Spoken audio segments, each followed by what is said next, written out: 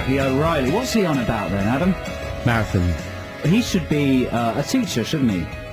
He could just sing his lessons. Jimmy Dean Bradfield. Yeah. Mr. Bradfield, sir, I don't understand the War of the Roses. Well, this is how it goes. I don't actually understand the War of the Roses, otherwise I would have written a better satirical song. This week we're talking about Oxbow Lakes! There you go, Oxbow Lakes. That kind of thing. Listen, we've got to play more adverts, because we didn't play enough adverts in the first hour, and we must hit our advertising targets. Well, that's what our producer said. Yeah. The real reason is we love adverts. Yeah, we can't get enough, especially radio adverts. We feel they really enhance the show. Yeah. So here's some more.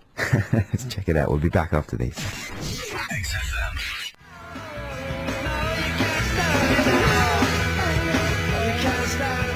Oh, it's the Libertines with Can't Stand Me Now. This is Adam and Joe on XFM, London's 104.9. Ooga booga. London. Unless you're listening in Glasgow. Or Glasgow, anywhere else Glasgow. in the world via the internet or digital radio. Thanks for listening. We're with you for another sort of 50 minutes, and it's going to be undetunable.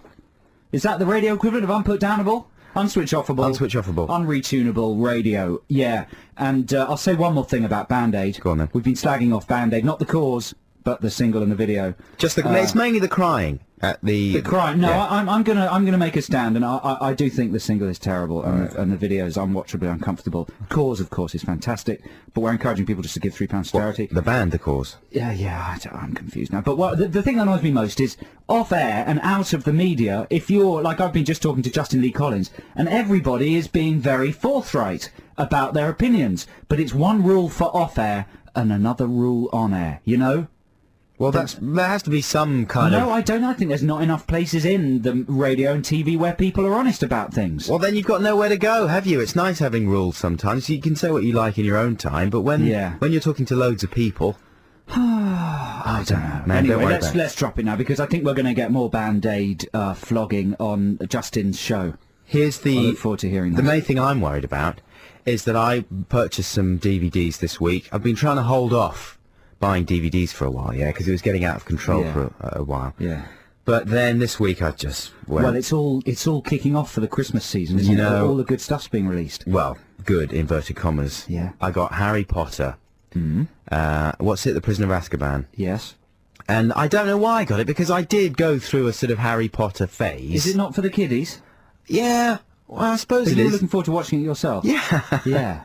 Because I was thinking, because I tell you what, the second one was better than the first one. The first one was unwatchable, in my opinion. Second one, not so bad. And it was pretty enjoyable. But then I don't know why I bought The Prisoner of Azkaban. It's rubbish, isn't it? We've discussed it on this show before. Have we? I mean, I wouldn't say... It's a bit dismissive to say it's rubbish. Right. It looks very nice, and it's a little more atmospheric than the others, but the story's a stinker. Is it? Yeah. That was the best book, though, because I read the books, but then the last one that came out, the really massive one, made me just think, what the hell have I been doing? It's for little kids. I know, but even for, stuff for children is pretty good. The problem with the films is they're too reverential towards the books. What needs to be happened is the books need to be eviscerated, concentrated, and sort of rewritten, but they don't. They just try and cram everything in the films, and as a result they make no sense and go on forever, and then are resolved by a girl with a time travel necklace. Oh, that sounds good, you see, the way you described it now. The other film I bought was I, Robot. Now, I did try to watch that last night, and it was torture. Yeah, I saw that at the cinema. It looks like... What? It looks like a... Lila, are they XFM sponsored by iRobot? No. Have we got some sort of a tie-in? Do you love Will Smith? No, I don't. What's your worries about slagging off iRobot? That we might be getting some... Oh, we might be giving away iRobot. Hey, I'll tell you what, we can give away my copy of iRobot right now. Shall I if you tell you like. what? I saw it with a friend. My friend loved it. Really? I wasn't so excited. But Is your there's friend Will Smith? No, there's no doubt about that it's got lots of digital effects. It and most certainly people are does. just happy with that these days. No, come on. Well, no, I'm not one of them. I don't believe that's But true most for a people second. are. It looks like animation tests. It looks like a load of sort of animation tests intercut with a bit of sort of soft-core gay porn, with basically long, lingering shots of Will Smith's extraordinary body. In the shower. That's only at the beginning. Oh, That's no, something no, for no, ladies. it pops up a bit later as well. Does it? Yeah. Yeah. It's something for the ladies, I suppose, but, oh, dear me, it's just inexhaustible. And it goes on and on and on, and it's dreadful, and the robots are rubbish, and you just think, who cares? And it's got this, the girl in it, his sort of love interest, who's I imagine she turns out to be a robot. Is that right? Well, you shouldn't No, give it I away. just People can't get upset remember. when I we can't give stuff remember. away. But I'm not sure I'm going to make it to the end of the film. At the moment, I'm watching it, and the love interest is this woman who's all icy cold, and she works for the robot company. And I'm guessing that she turns out to be some kind of boring cyborg. Shall I tell you the worst thing I thought in it? What? Was, it's got the kid from Holes, and he's in some children's TV... Sheba Beowulf. He's in some children's TV series. He's good, that guy. Yeah, he's quite a good sort of teenage actor. Yeah. And he's in it. He says one line to Will Smith at the beginning, and then only because at the end he very nearly gets squashed by a robot. Because there's no other characters in the film. There's basically... that's the problem. It's a thriller with only 3 or 4 characters. So Right. it's not very satisfactory as a whodunit. There's only a couple of people who could have done it. And one of them's... Yeah. And they're all robots. Are they? I don't know. It was just so can't be boring. bothered. It was dreadful. It was so disappointing. I was all excited about a blockbuster. I'm keeping Elf for Christmas. That's going to be the big Have film. you not seen that yet? I have seen it, but I bought it on DVD, and that's going to be like we have a film each Christmas day when my family come round. And I'm going for Elf bit this common, year. isn't it? What? It's a bit common. Why? There's nothing good on telly. No, what about talking to each other? Playing Set a up. game. Well, we do that as well, but there's always a part when my pa sort of passes out from excessive consumption of Christmas pudding, and then it's really nice to sit there and get a bit sozzled and watch a film. What about the big ITV movie? Because the whole country's watching that. No, they're not. What What about is it? EastEnders when Dirty Den hatchets someone's head off or Not something? into it. Not No, into it. They never pick a movie I want to see on Christmas Day. What about Noel's Christmas presents? Does that happen anymore from the top of the BT Tower? Yeah. Or did that stop in the 80s? That should happen. That used to be good. Noel can't be found anywhere on telly. It's What a- about it's a messages from crying shame. servicemen's relatives? That still happens. Does it? Yeah. It's nothing like that to warm. That's the all heart in the of your morning. pocket. I'm not boycotting any of these. Yeah. I just want a guaranteed smash. Like last year we had Meet the Parents. Brilliant. That was a brilliant film for Christmas Yeah. Day. And then we had Shawshank Redemption a few years ago. That was a good one. And because it's films that have to cross the boundaries in the family and stuff that my dad won't immediately start ranting about. And saying, this is dreadful. I think he's going to dig Elf. What do you reckon? Yeah, I think so. That's very good. This is Adam and Joe on XFM. We'll be back after this.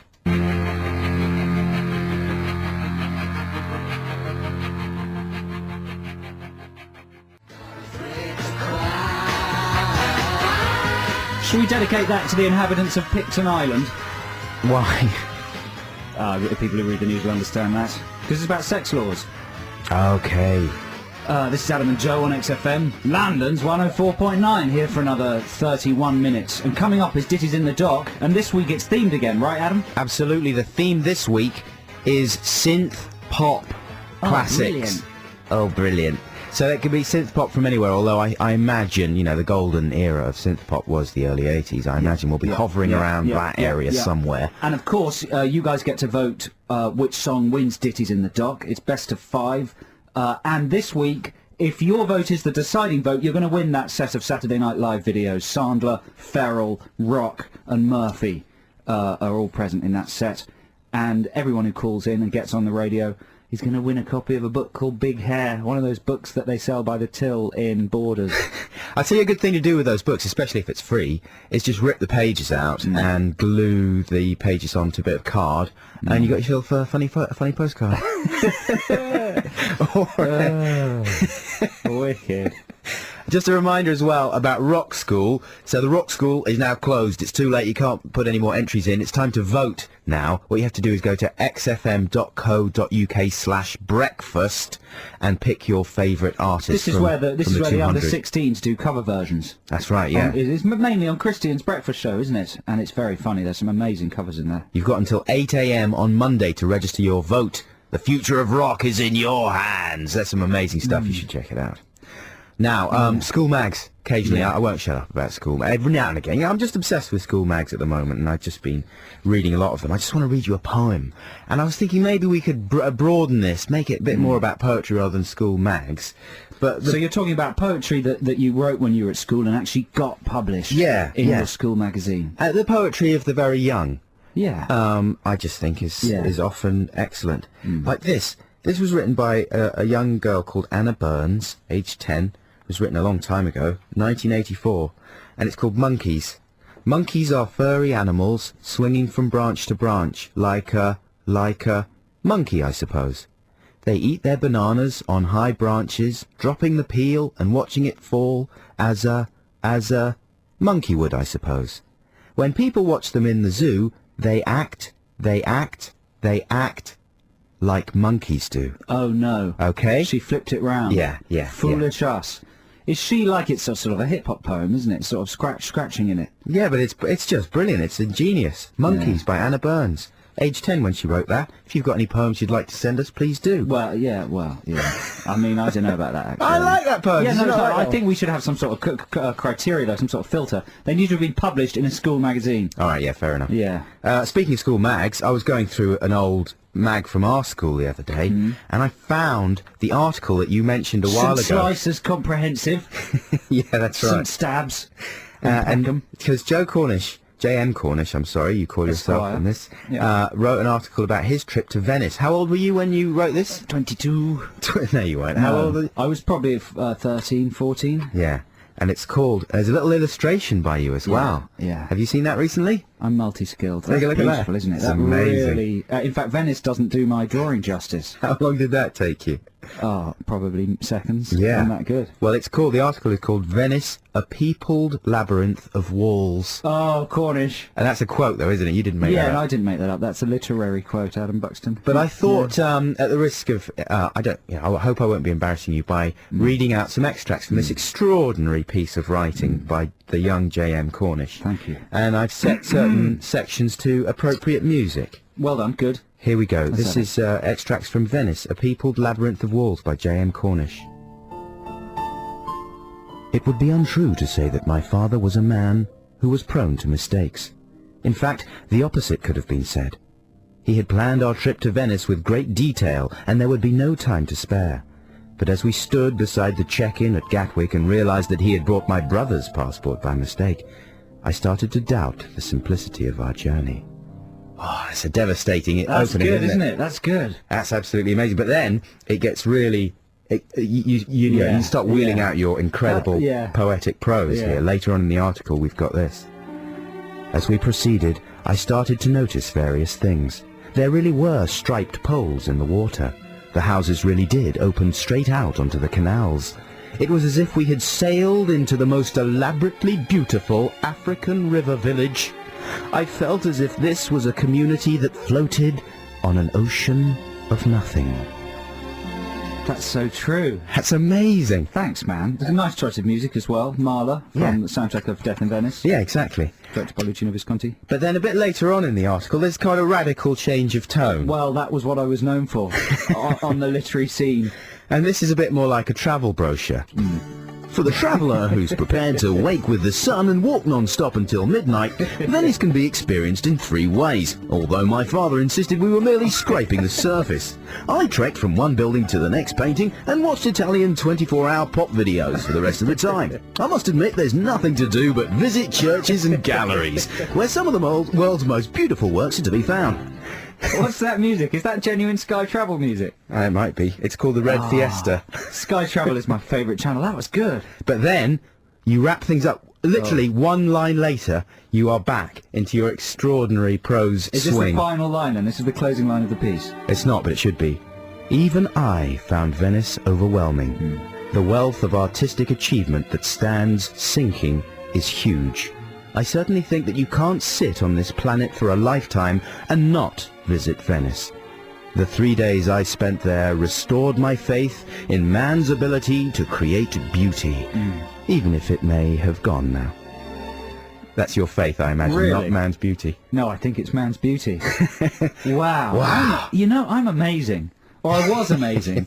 And since then, in the intervening years, I've become even more amazing. Will you write an article that we can read out next week? Yeah, we've got to do something with that Sky Travel music. Play that music again.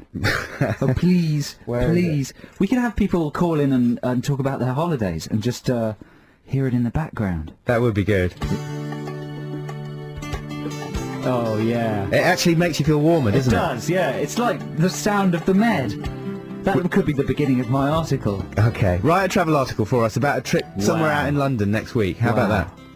Listen, we've got Ditties in the Dock coming up after Razor Lights.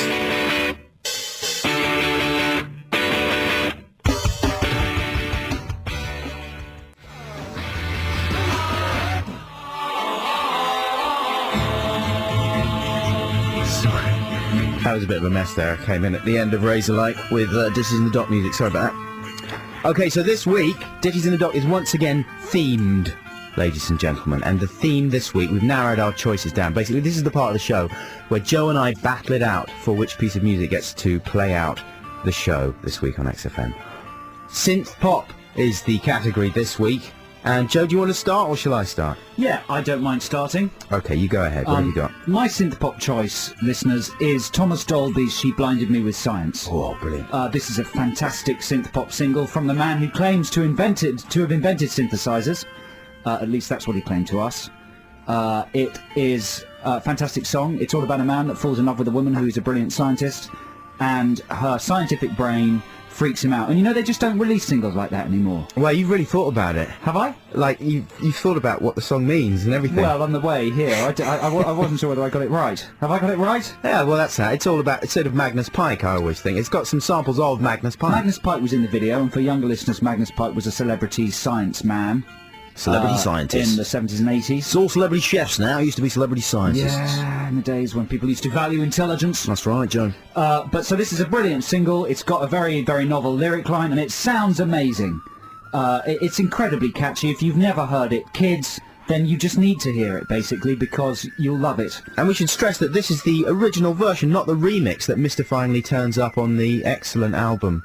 What's it called? The Golden Age of Wireless. Yeah, and Thomas Dolby generally is a fantastic artist. This is possibly his best known bit of work, but if you like this, then you can delve deeper into his oeuvre, and there's a lot more sort of slightly less gimmicky stuff. Delve into my oeuvre. Into his oeuvres.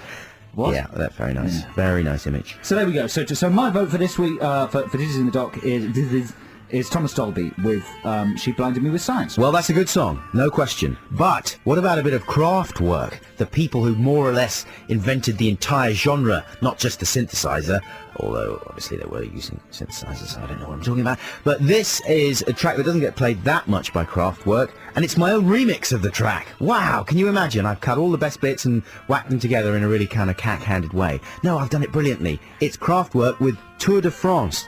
This is the music that was used briefly for the Tour de France, although they don't use it anymore, I don't think. It was on the soundtrack to Electric Boogaloo. What was it called? Electric Boogaloo was this sort of subtitle of Breakdance 2. Breakdance 2, Electric Boogaloo. Electric Boogaloo, yeah. I think it was on the soundtrack to that originally, but this is not that version. That's impressive. My version is even more amazing. It's an extraordinary piece of work, and, you know, if you don't vote for Kraftwerk, you're insane. So, are you going to vote for Thomas Dolby or Kraftwerk? That's all we need from you. We'll take the first 5 callers, and the best of 5 will be played at the end of the show. We should remind people of their motivation to call, apart from, you know, helping us out and being on the show and you know, encouraging your favourite song to be played. You also win a copy of the brilliant book about big hair, one of those novelty books that you get by the till, pictures of big hair. Just imagine what it's like, and that is what it's like. And the person who comes in with the deciding vote wins the Saturday Night Live box set. It's not in a box, but it's 4 DVDs, and that's it. So is it Thomas Dolby or Kraftwerk? We'll find out after this. Should we give them the number? Well, okay then, yeah, fair enough. 0871 222 1049. 0871 222 1049. Dolby or Kraftwerk. Got a bit of a free play now. This is Richard Hell and the Voidoids. I'm your man.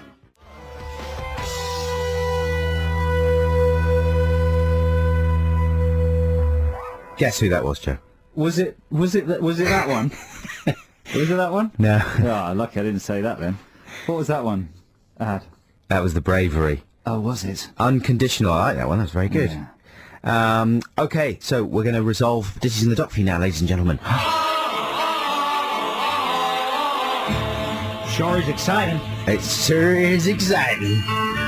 So, Ditties in the Dock, of course, is the slot where you get to choose the song that we play out the show with. I have a song that I'd like to play out the show with. Adam has his. You guys get to choose. This week, Adam chose Kraftwerk with which song? Tour de France, the Bucky mix. Yeah. I chose Thomas Dolby the House Elf. Thomas Dolby with She Blinded Me with Science, and that's what we're voting against. We've got 5 callers on the line. Every caller wins a prize. The deciding vote wins the Saturday Night Live box set. So here we go. Shall we go? And well, this will probably be a disaster again, won't it? In what way? Well, telephone line-wise. Oh, yeah, we were having some problems with For the several with the weeks lines. running, we've had some problems with this, so this could be interesting. Let's go to Joe on line, whatever it is, line 1. Hello, Joe. Hello. How are you? I'm fine, thank you. How are you? We're very well indeed. Thanks a lot. Bye. That was my little joke. See, this it's is a small one. what it's like, Joe, living with him and Yeah. working with him. You're very mean. You have to deal with that kind of sort of humour the whole time. Who are you voting for, Joe? I'm voting for She Blinded Me with Science. Thomas Dolby. Good vote. So that's 1-0 for Dolby. Thanks very much. You win a copy of the Big Hair book. Don't say it like that. Say, you want a copy of the Big Hair book! There we go. Hey! On the next line, Charlie. Is Charlie there? Yeah? Hello, Charlie. Sweet. It's sweet. Yeah, sweet. Easy. Charlie, are you a Charlie boy or a Charlie girl? Charlie Boy. Charlie boy. Charlie Wagwan. What? Oh, never mind. It's my attempt at speaking speech. Joe was trying to speak to you in your own language, Charlie, and you blanked him. You cussed him, you dissed him. Who are you voting for, Charlie? Huh? Who are you going to vote for, mate? Craftwork. Hey, Right, nice right, one, good Charlie. choice. You're my guy. Have you ever heard that Tour de France song? Sir? Do you like it? Yeah. Obviously you do, otherwise why would you be voting for it? It's a stupid question. I'm sorry, Charlie. Thanks so much for calling, Charlie. And we'll send you a book that I imagine you'll be quite disappointed by. It's 1-1 to Dobby the House Elf and Charlie. What? No, and Kraftwerk. And on the next line is Marnie. Hello, Marnie. Hello, how are you? Fine. How are you? Nursing a bit of a fuzzy head. I was at Student Radio Awards last night. Oh my gosh. I know, I nearly won an award. Oh, I'm sorry, you just missed it. Well, welcome to the nearly won an award club. A woohoo. Who are you voting for, Marnie?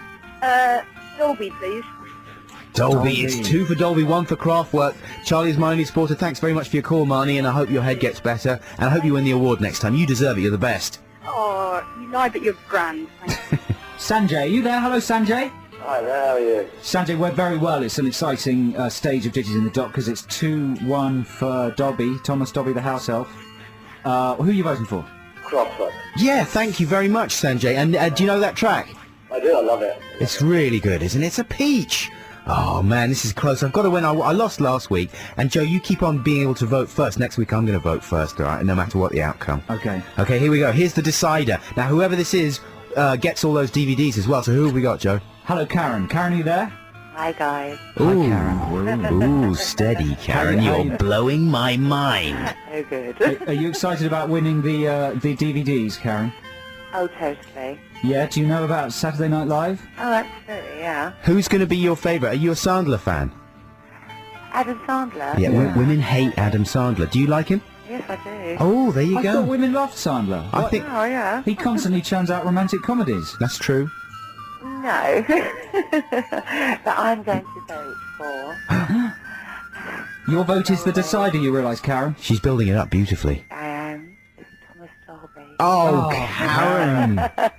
Well, it's a good Fantastic. choice. I mean, it's a smash, but I'm Joe very wins again. disappointed. Third week running for Cornish. In the bag. I'm so sorry. What a classic. This is going to cheer everybody up on a miserable Saturday afternoon. Well, thanks very much indeed for your call. I hope you enjoyed those DVDs. I will do. And we've been Adam and Joe. Thanks so much for listening to us this week. Thanks for all your texts, except for the ones that say, why don't you both shut up? But there was only one that said that. Yeah, but we get There's one every always week. one don't every we? week. Yeah, isn't exactly. But, no, seriously, thanks a lot. We love you very much. And we'll be back the same time next week, 1 till 3. Tell your friends. We'll have great prizes and, quizzes and all that kind of stuff. It sounds like a children's tea party. There's nothing wrong with children's tea parties. No, I never said there was. They're the best days of my life. Here's Thomas Dolby with She Blinded Me with Science. Bye, love you, bye!